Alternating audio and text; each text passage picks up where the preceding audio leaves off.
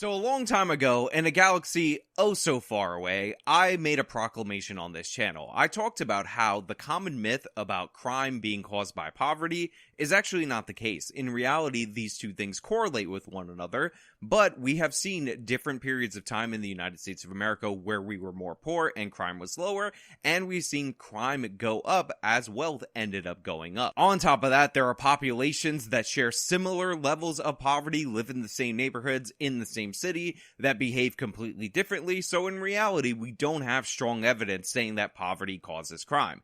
However, I have talked about how crime can actually drive poverty in a lot of parts in this country, and this, for some reason, was viewed as this crazy controversial point, despite the fact that I provided examples, data, evidence, and it's common sense when you think about it. If our wealth is based on the acknowledgement of private property rights, aka the foundation of capitalism, aka the system that caused our standard of living to rise, basically from stagnant for about 2,000 to 10,000 years, depending on how you want to look at it, then, of course, the violations of those private property rights, aka crime, going unchecked, would drive people into poverty. But what we have today is an absolutely amazing example of a wealthy neighborhood in just 3 years of New York City being driven into poverty before our very eyes, and a local newscast that isn't wise enough to see what's going on. Now, the neighborhood that we're going to talk about is actually in New York. It's called Chelsea, which is in Lower Manhattan,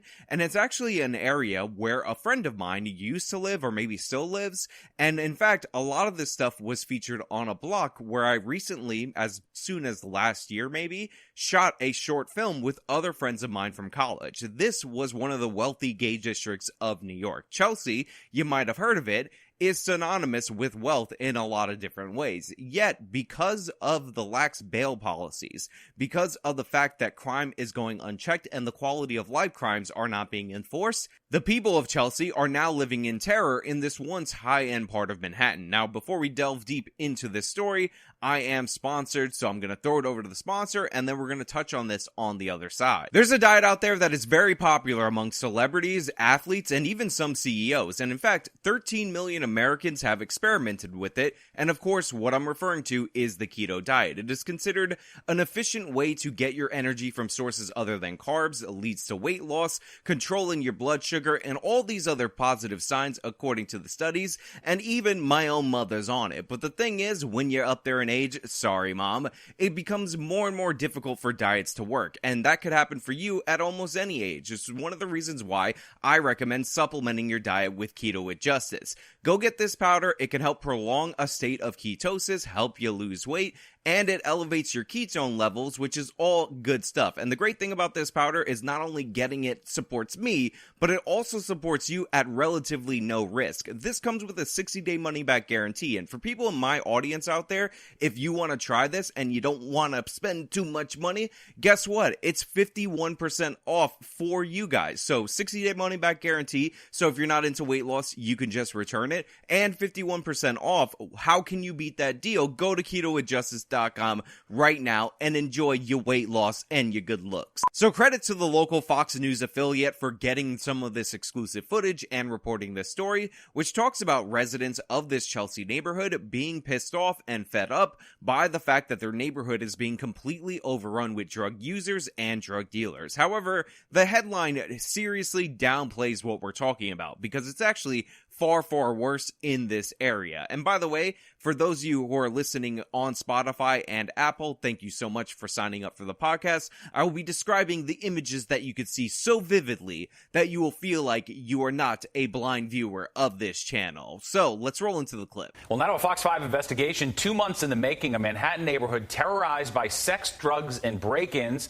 And we have video that shows it all. So what this opens with is weirdly blurred out images of people smoking meth in a basement. Now, what you'll find out later is that this basement is not accessible to the public. This is actually an area that has been the subject of repeated break-ins so that people can use drugs in this area, and there have been all manner of chaotic situations in the effort to keep people out of these buildings. This is 8th Avenue in Chelsea, a neighborhood known for its chic condos, great restaurants, and tolerant community. But now a part of it is being overrun by drug dealers and drug users, and residents here are paying the price. So I just want to point out that what this woman actually said, the local news affiliate lady, is 100% accurate. Chelsea is known for expensive condos, nice restaurants, and she says a tolerant area, but I kind of buried the lead on what this neighborhood used to be, so let me explain it to you. The biggest issue that people had, including my friend who lived in this very area, was the fact that when they would go for a run as a straight man, they were likely to be hit on by a bunch of different gay dudes. So what this area actually is, when she says tolerant, is an area with a lot of wealthy gay people, a lot of businesses that cater to wealthy gay people,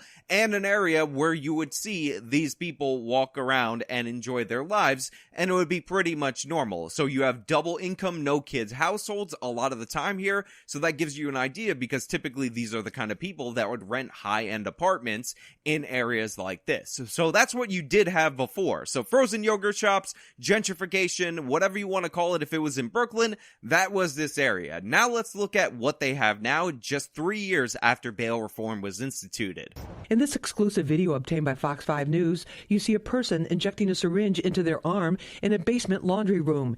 And yet another video obtained exclusively by Fox 5, you see another person sitting casually, smoking what police tell us is probably crystal meth. So I do appreciate the local news actually describing what was in the video for you guys, so I don't have to break down every frame of it, but I do want to emphasize what she was talking about, in that this was a laundry room, meaning that the people who live in these buildings have to go do their laundry in this area only to discover somebody tweaking out, a drug addict, camping inside due to the number of break-ins specifically to this spot in these buildings. And I know I said that this was a lot of the wealthy gay area of New York City, but one of the things that you also might not know is that a lot of these places are condos, so a lot of people who bought into this neighborhood when it wasn't a particularly wealthy neighborhood happened to be condo owners, so you also have a weird mishmash of middle class people raising their families in this area. So imagine going down to do your laundry with your children's stuff in your hand and then being confronted by 1 or 2 or maybe even a dozen meth heads or heroin users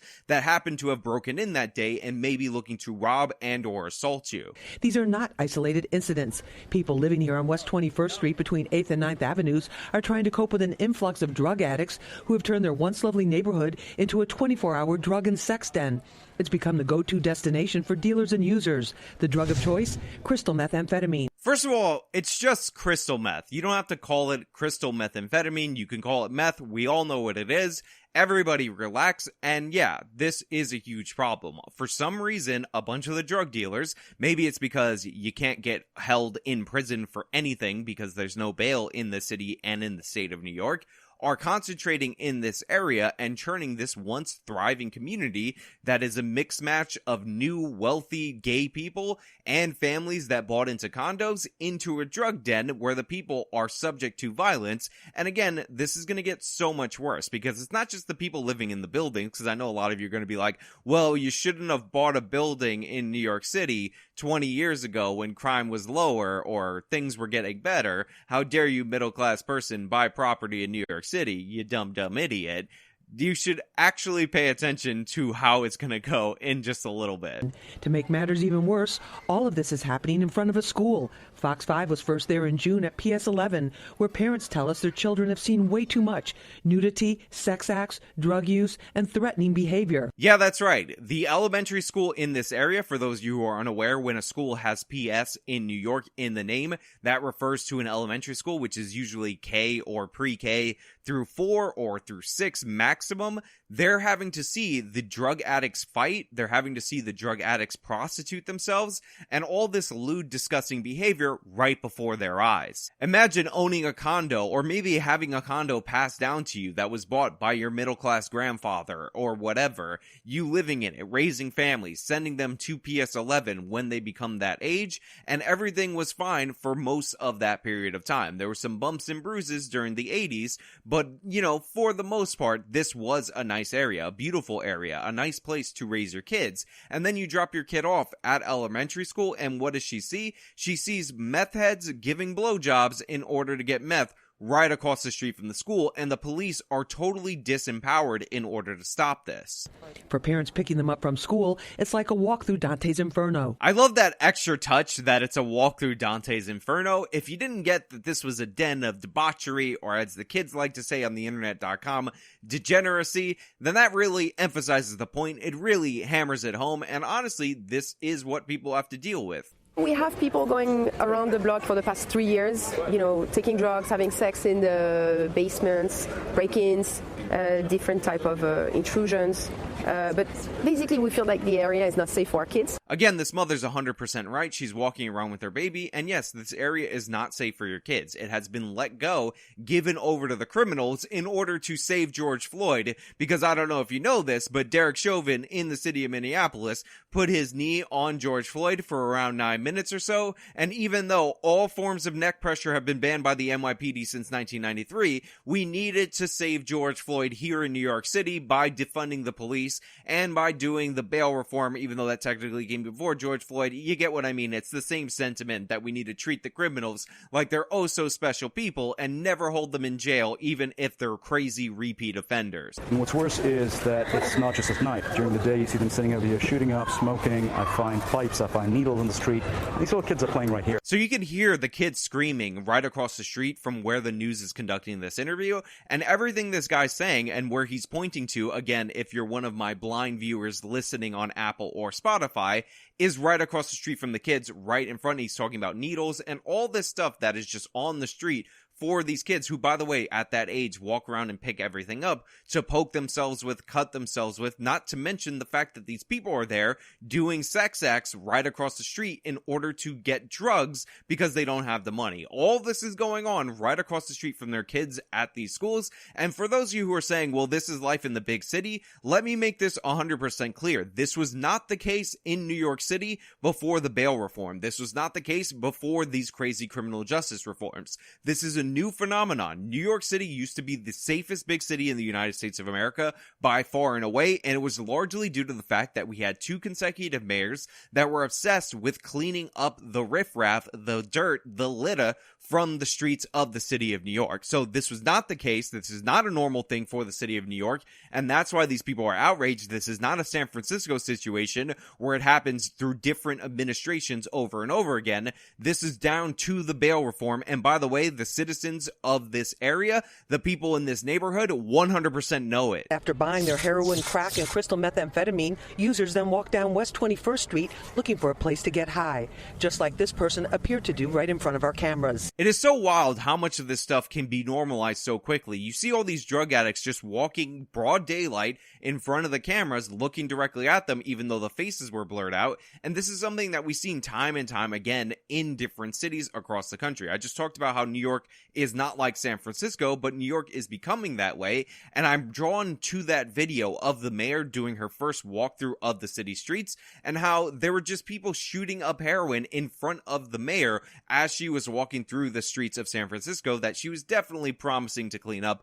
but of course it did not in any way, shape, or form. The drug use is now so rampant and dangerous, police tell us a 38-year-old Brooklyn man was found dead, an apparent drug overdose inside a private video booth at the Rainbow Station sex shop on 8th Avenue. Now this is actually a point of contention that I have with this news segment, because what's clearly going on here, in my opinion, is that they're ignoring issues that were normal-ish to the LGBT plus XXIIP community that aren't really applicable to the broader surroundings. Like I said, this is the wealthy gay area. And by the way, you could tell by this sex shop, which is actually discreet by comparison, especially when you think about what was going on in Times Square with the XX signs and all the strip clubs in the 70s, 80s, and 90s. Watch documentaries about crimes in New York City where they just show you Times Square so you can see how wild it is that this is in fact a place where they have the booths where gay men tend to hook up, and crystal meth, while it is the drug of white trash, is also a drug that is popular in the gay community. So the overdose that we might have seen in this booth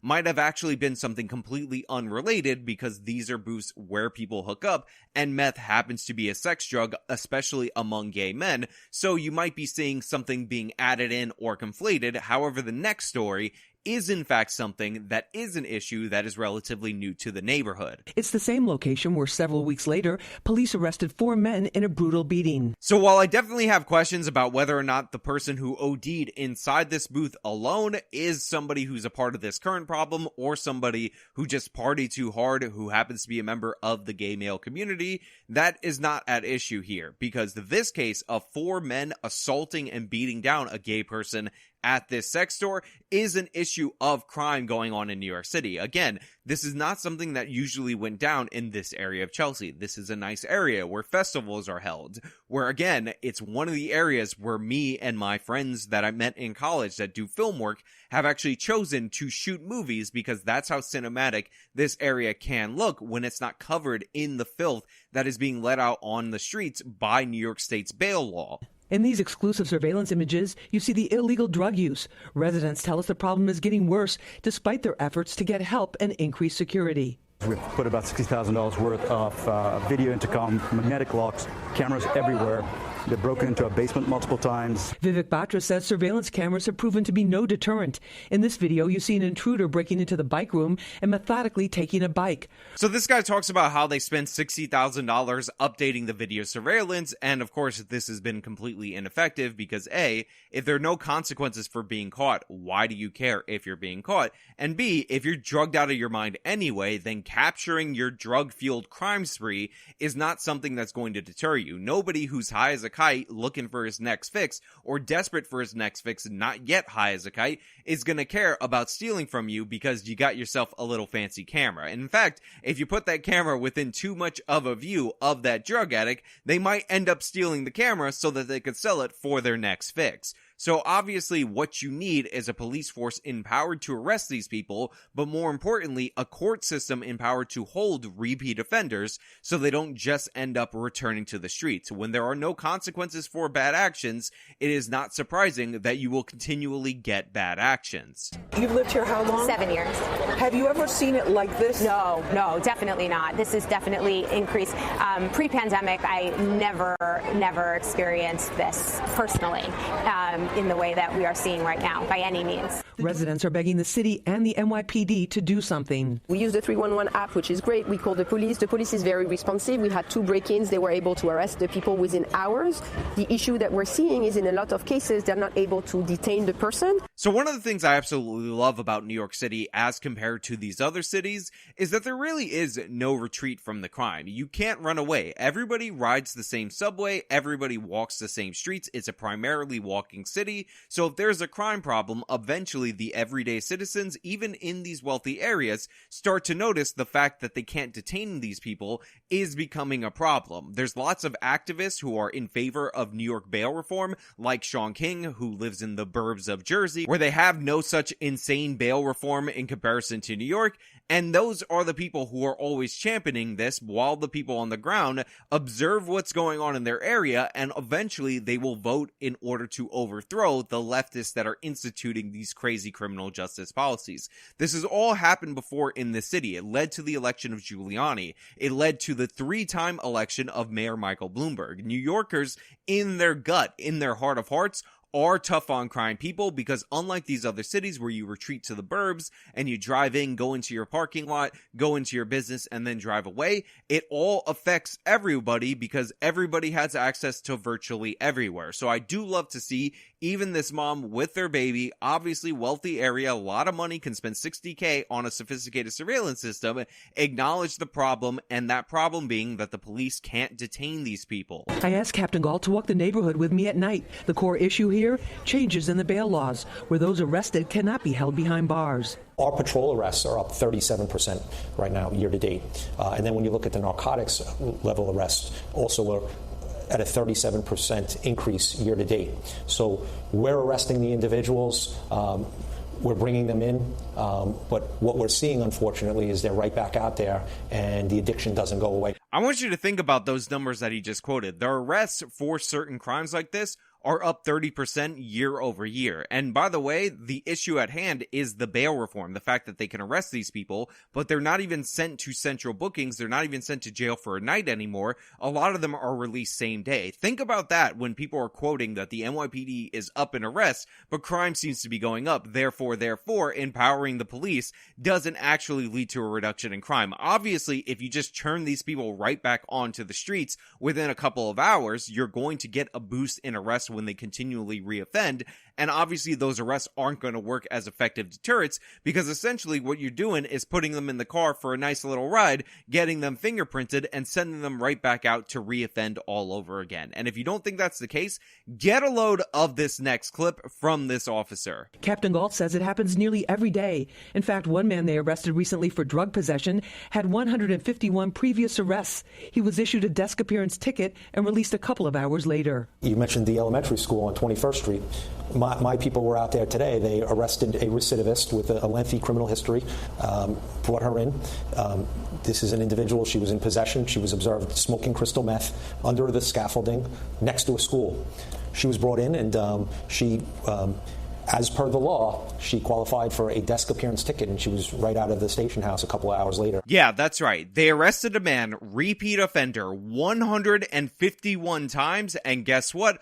Under the New York bail reform law, they had to let him out a couple of hours later. And again, this is not lost on the citizens of the city of New York. Listen to this guy talk about how he's seen people be arrested, taken to the police station, given a desk appearance ticket, aka they're just being cited and put in handcuffs and cited at the police precinct, and released same day. Minutes later. The police are trying to do their bit, and they say their hands are tied, basically, because all they can do is arrest them, write a report, and they're out in minutes. And then they're back here all over again. So then we start to hear about the violence, the intimidation tactics, the threats that are going on, the weapons being pulled, and people being blocked from even entering their own front door in their apartments that they lived in for 40 years. And I got news for you. If you bought into Chelsea 40 years ago and got yourself a condo, you're not a wealthy person. You're probably working a middle-class profession, and you're one of the few people who are middle or working class able to live in this area, like this bartender that they actually featured in this segment. A bartender whose shift ends late at night and has lived here for 44 years told me enough is enough and she's moving out. I would come home between 4 and 5 in the morning, and they would be on my front stoop, and I was horrified. How am I going to get up? They were doing drugs, they were tweaking, they were shooting up in their toes, and smoking crack. It's just horrible, and I think a lot of people who work blue-collar jobs, who end up getting home at all unreasonable hours, can empathize with this woman in this situation who ends up not being able to enter her own building because people are too busy shooting up drugs, and they don't want you to even walk on your own steps to get through your front door without threatening you with weapons or a knife. And even if they were all calm and cool and like, oh, let me help you with the door, you're afraid that they might force you inside to your own building and victimize you and rob you, because that's what these drug addicts actually do. They get aggressive and say, we'll cut you, we'll pull a knife. I had someone pull a knife on me last week. I was gardening over here, and I tried to chase someone away who was urinating in a car, and this person pulled a knife on me. So I had to call the police and back away. How long do you think you can put up with this? Not much longer. I've already started thinking of selling my apartment. And a lot of people actually in this area have been talking about that. It's dangerous, and I want out. And that last part of the video right there really cuts to the heart of the issue. The fact that this woman who has lived here for 40 years and this guy who bought into this neighborhood years ago and other neighbors in this area are now all at the same time thinking about selling lends itself exactly to my hypothesis earlier, and something that I said repeatedly on this channel about how poverty can in fact be driven by crime.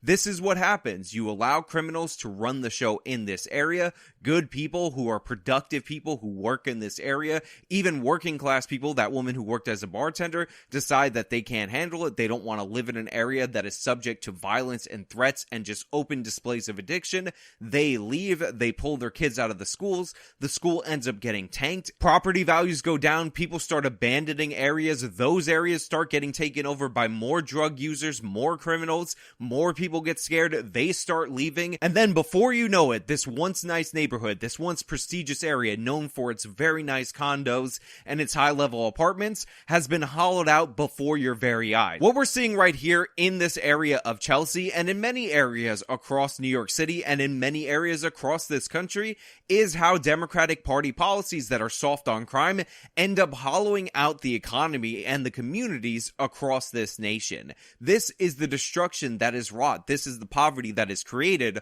all when we take our foot off the gas when it comes to criminals and start believing that they're the real victims, and in reality, they're just Aladdin trying to steal loaves of bread for those sweet little baby children. Aren't those kids so cute? How can you be mad at Aladdin? Aren't the people that are having sex for drugs right in front of your kids just like Aladdin? Look, you can't have it. You can't have these ridiculous bail reform laws that disempower judges. You can't elect George Soros and Sean King-backed district attorneys that refuse to prosecute anything, unless, of course, it's self-defense up in Harlem of a 60-year-old trying to fight off a 30-year-old who was trying to attack him. Then you try to prosecute that to the fullest extent of the law and hold this guy on $500,000 bond because that's who you are. But yeah, when that lawlessness becomes the norm, normal people end up fleeing, and what you end up with is hollowed out areas. But hey, those are just my thoughts, so let me know your thoughts down in the comments below. If you like this video, show them by leaving a like, subscribe for more content, follow me on all my social media, support me via the support links in the description of this. Till next time.